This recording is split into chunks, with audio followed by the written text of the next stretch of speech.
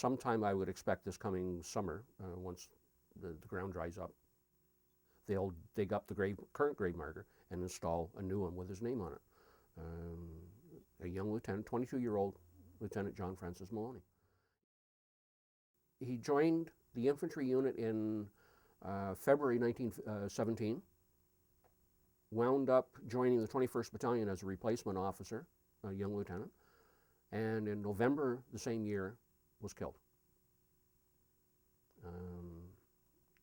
Just one of the tragedies of war.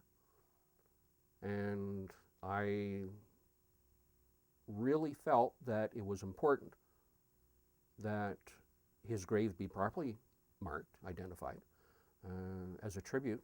All our heroes need to be properly honored, and that's what I try to do.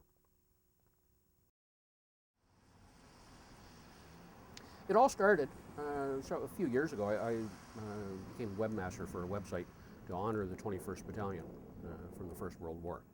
The battalion was formed out of Kingston, fought in France and Belgium.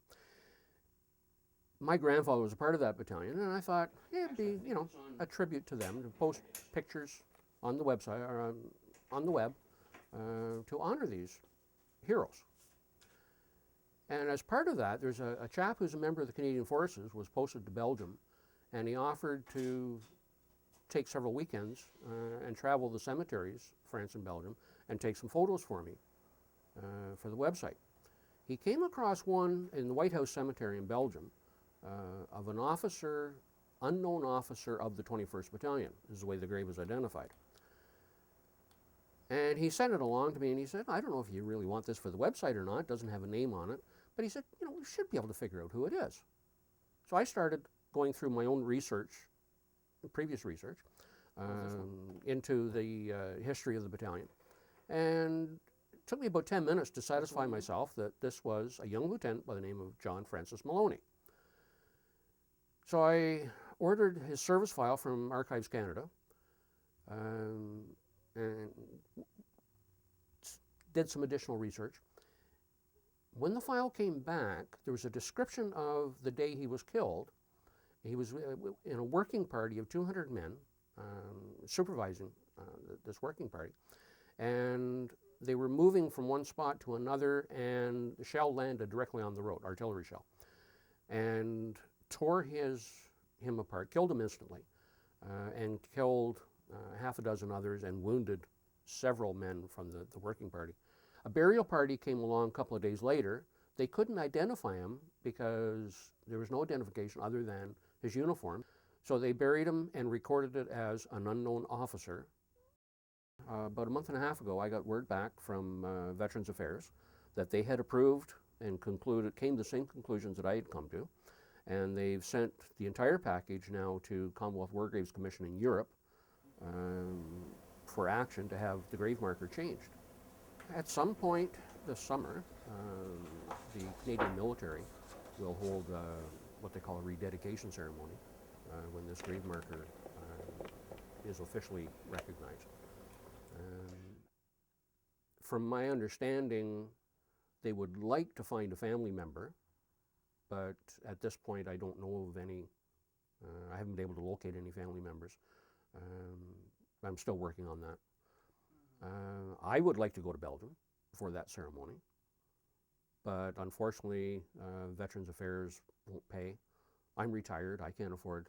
I made a trip in 2007 for the 90th anniversary of Vimy Ridge, and I just can't afford to do it again. But in any event, what they tell me is that they will gather some soldiers that are posted in Belgium right now, maybe possibly a representative from the embassy, Canadian embassy. This is actually a wartime shot. To do some kind of service. Guys, which they were in France. He deserves. Trying to shave. All our heroes deserve that. Yes, and to visit those cemeteries. I'm sure we've all seen pictures of them with thousands of crosses and grave markers. And then to visit Vimy Ridge, the Vimy Memorial, the Menin Gate, to see thousands of names of the men who were either never found or never identified when they were found. tens of thousands of names. There's 55 men from the 21st Battalion listed on the Men in Gate alone, as they have no known grave. The Vimy Memorial, there are several hundred. They don't have a known grave. They may be buried in a grave that has it identified as an unknown soldier, or maybe their body was just never found, and there were a lot of those. And to walk around the Vimy Memorial, just to see those names, is very moving. To me, it's inspiring. It motivates me to do the research to honor these men. Gives me time to do some thinking, actually. I don't always take a moment to think about this old building.